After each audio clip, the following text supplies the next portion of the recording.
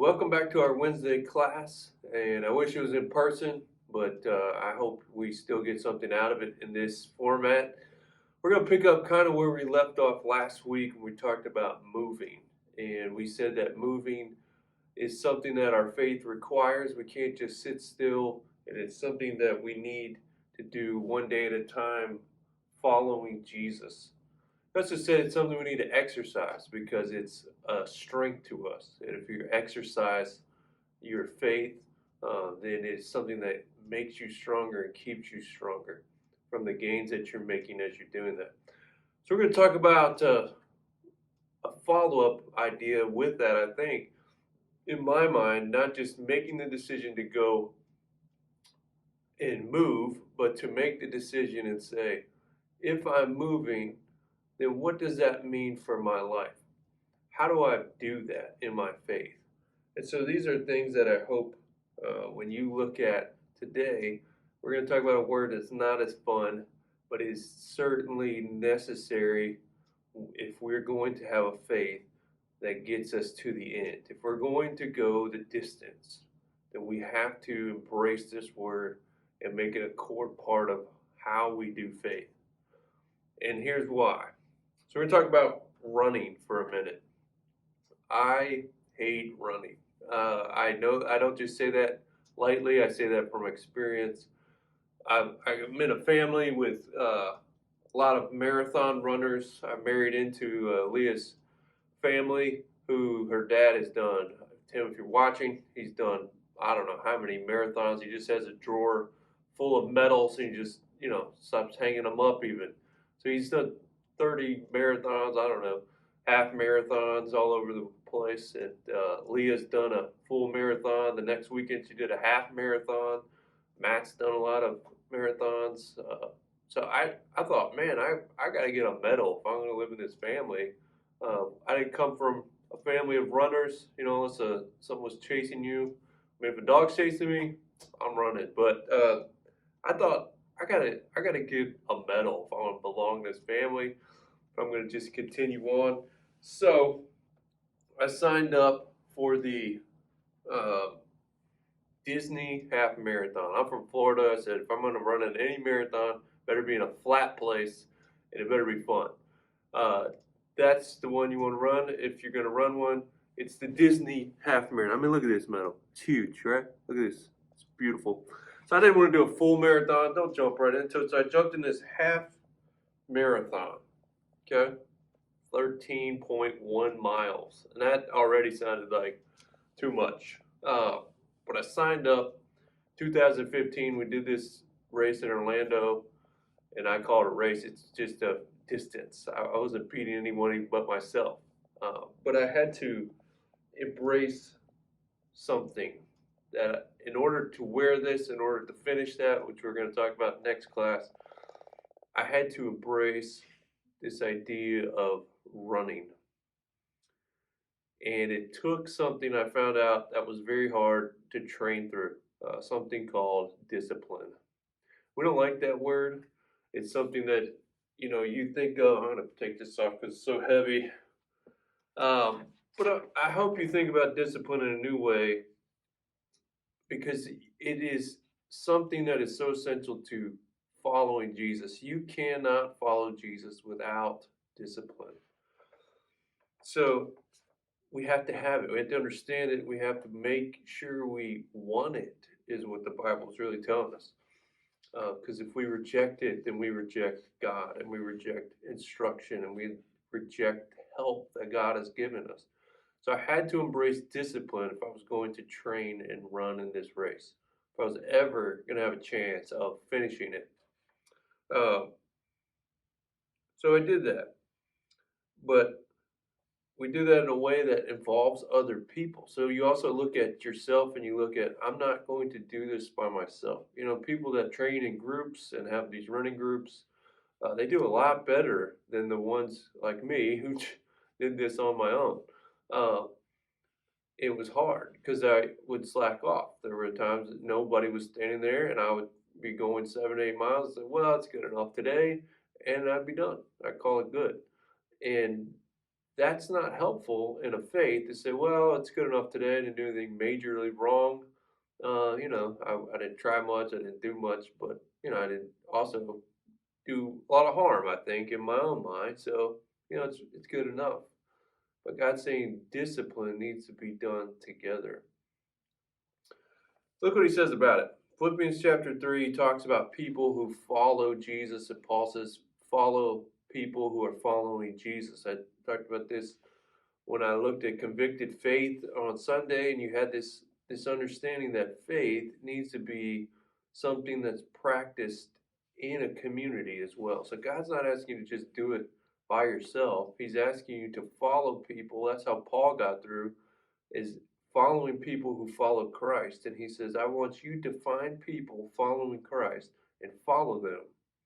When I got in the race, we met up with Leah's dad, and Leah and me. We all three did this half marathon together.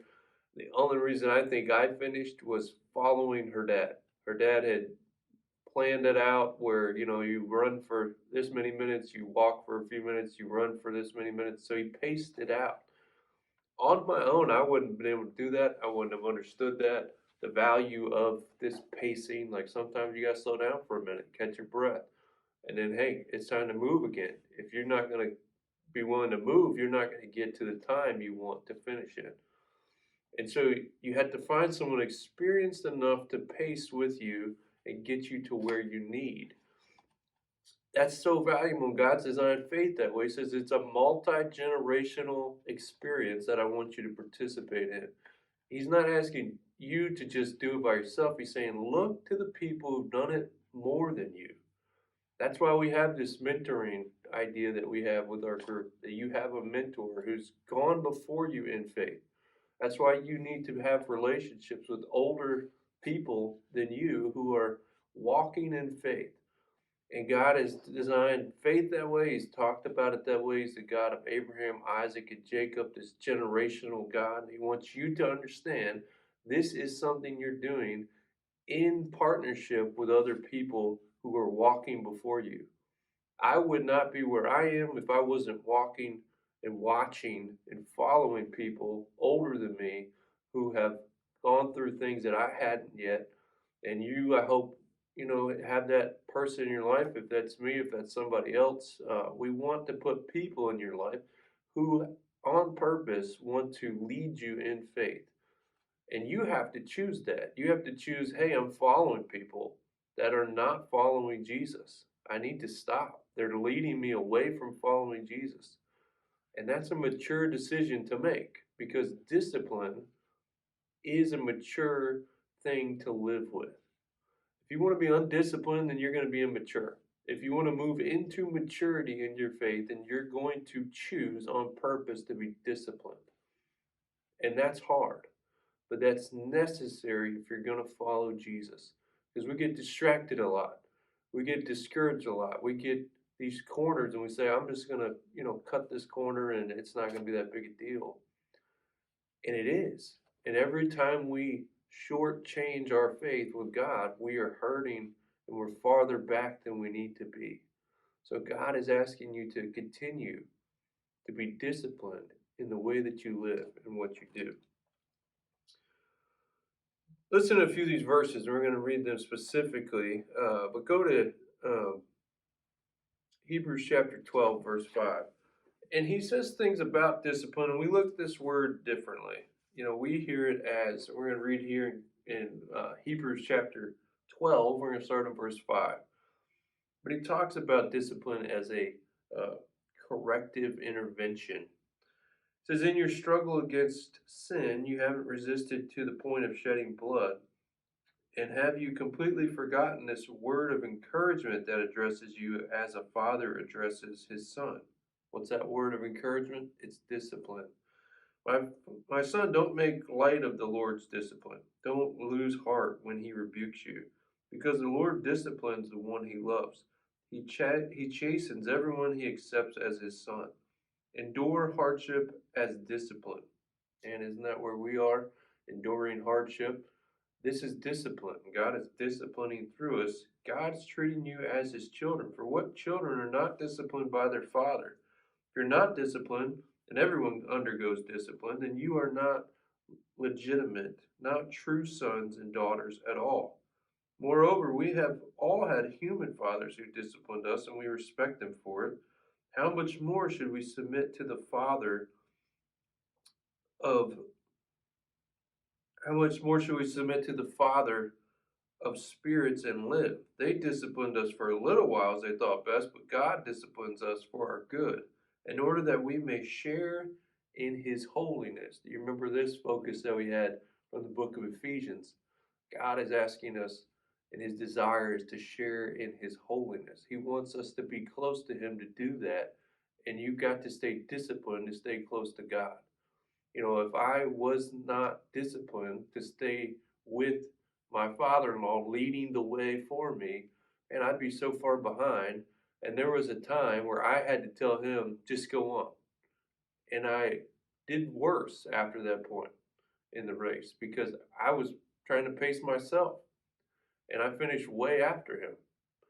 And God is saying, if you want to share in my holiness, you need to stay close to me. And the purpose of staying close to God is protecting this purity that you're pursuing, and that takes discipline. No discipline, verse 11, seems pleasant at the time. No one enjoys that part, but painful. Later on, though, however, it produces a harvest of righteousness and peace for those who are trained by it. So strengthen your feeble arms and your weak knees. Make level paths for your feet, so that the lame may not be disabled, but rather healed. He's saying this discipline is also, it's a corrective intervention. It's training you to be something better and to do things a better way. And we fight that sometimes because we don't want anyone to tell us, especially younger people, guys, you don't want people telling you how to do things. You don't want people to tell you that the way you're doing it's not right or it could be better. And I'm the same. I don't like correction as much as I need to like it and understand its value. And God says, if I didn't care how you acted, then I wouldn't say a word to you. But God cares very much how we turn out, and so he says things to us we need to hear to make us better, to keep us away from things we need to stay away from. Listen to some of the other verses. Here's how he talks about discipline. So it's not just a corrective intervention, though, before we read these, it's a way of living, a disciplined life. Okay, so we can hate both. We can hate correction from God, and we can hate this disciplined life that God is calling us to live. Listen to some of these verses. There's so many. We just picked a few, and we're just going to read through them. Titus chapter 1, verse 8. Rather, he must enjoy having guests in his homes. He must love what's good. He must live wisely and be just. He must live a devout and disciplined life. Devout, this holy idea that you are holy. Because God's holy and he is living in you and through you, making you holy. But he says that takes a disciplined life to remain that vessel that God is calling you to be. And that's part of what our purpose is. We're imperfect vessels showing perfect power. And that's the truth. If we are disciplined, we continue to show this even through our imperfection. Proverbs chapter 3, verse 11, he says, my child, do not reject the Lord's discipline. Don't be upset when he corrects you. It's God's caring about you. And yes, he cares in other ways by showing us all the blessings that he gives us, but his discipline is him caring as well. Proverbs chapter 12, verse 1, he says, to learn, you must love discipline. It's stupid to hate correction. Now, you want to be stupid, you just hate correction. You hate discipline, and you'll remain stupid. And that's not a thing I hope any of us want to be. Proverbs chapter 6, verse 23, for their command is a lamp to their instruction, a light. Their corrective discipline is the way to life. He says, if you want to even live, this is a way that brings life into the way that you're living is discipline. Psalms chapter 50, verse 17, for you refuse my discipline and you treat my words like trash. Man, that hurts. That's God saying, "Yeah, I've tried so hard to discipline you for your good," is what the Bible says. And he says, "And you've treated my words like trash." That's hard to hear from God, but it's something that we need to hear, that we hold God's word so valuable to us because of the correction and guidance it brings. It's not easy to conform your life to God's word, but it's so valuable to do so. We need it. We need to respect his word and we need to value that. If it's the one thing that you hold more dear than anything else is his words. What does God say to you? How is he giving you these life-giving instructions that change and transform your life? Proverbs chapter 5 verse 12, he says, "Oh, you're going to say, man, I hated discipline." But then you're going to say this at the end of that verse, "If only I had not ignored all the warnings. If only I trusted God a little more and let him mold me with discipline." We need that. Because discipline, it takes faithfulness. This is the proof of it. If you say, "I love God," then you will be willing to be disciplined to follow God. That takes getting rid of the distractions in life. If you're going to be unfaithful to God, you're not going to care if you're distracted from him. He says, if you want to remain faithful to me, you're focused on me. It remains faithfulness. It means this focus, but it also remains, like we talked about Sunday, a convicted faith, one that you're going to suffer for, one that you're intentionally pursuing, and one that has transformed everything about you. Discipline is part of that transformation that proves that God and the gospel has done things in your life and to you. You no longer do the things you're doing. You don't talk the way you don't. You don't even crave the things that you did before. It's like this idea of changing your health, and you say, "You know what? I ate terribly, and now I don't." I I'm disciplining myself to make one good, faithful decision after another to follow Christ, to find out where is he and where am I? Am I close to him? And if I'm not, where did he go? He's the same place. Where did we go? How do we get back to God as discipline? It's cutting out things we need to make our life more faithful and come up next to him. 2 Timothy chapter 1 verse 7, he says, "For God has not given us a spirit of fear, but a spirit of power, of love, and of self-discipline." You can do this, and you have this will inside of you that God has given you. But he's not just giving you your self-will. He's saying, "I'm going to give you the spirit," and it's a spirit of discipline. It's one of power. And if you think, "I can't, I'm not good at discipline, I don't like correction," let the Spirit do that in you to love it. He says it's a way to life, it's a way to faithfulness, it's a way to share in his holiness, it's a way to protect your faith. So what does discipline do? Here's the end. If you're not paying attention, listen. Here's the things discipline's doing. It stops you from doing harmful things to your faith that you're going to regret. Discipline is that voice and that will inside of you saying, "No, I'm not doing that. I'm disciplined myself." Paul says, "I have to beat my body daily to make it my slave, so I serve righteousness, not myself." Paul's disciplined in that. And we have to share that same attitude towards sin, towards the world, to say, "Hey, that sounds good, that looks good, that may taste good, that may appear good." But we got to stop calling things good. God is not calling good. And stop wanting it. Be disciplined against it and say, "That is not good, it's harmful, it's evil, it's sinful, and it separates me from God. I don't want to be separated from God. I need to be disciplined if I'm going to live with that reality." And it gives you strength to go farther than you thought you could. If I just jumped into this half marathon, 13 miles, and I just showed up on the race day and I wasn't trained through discipline, I would not make it. I'd be hurt. There'd be an opportunity to finish. I would be limping. over the finish line if I finished it all. And there were so many times, even being disciplined, I wanted to quit. And I'll talk about that in the next class next week. You'll see how this race ends, but that's part of it. Is because I trained, I know how far I could go. And our discipline does that for us. It's going to bring us farther than we ever thought we could because we're relying on the spirit inside of us, the spirit of discipline, that bringing us to a place with God that we thought, I could not live here without the spirit, without discipline.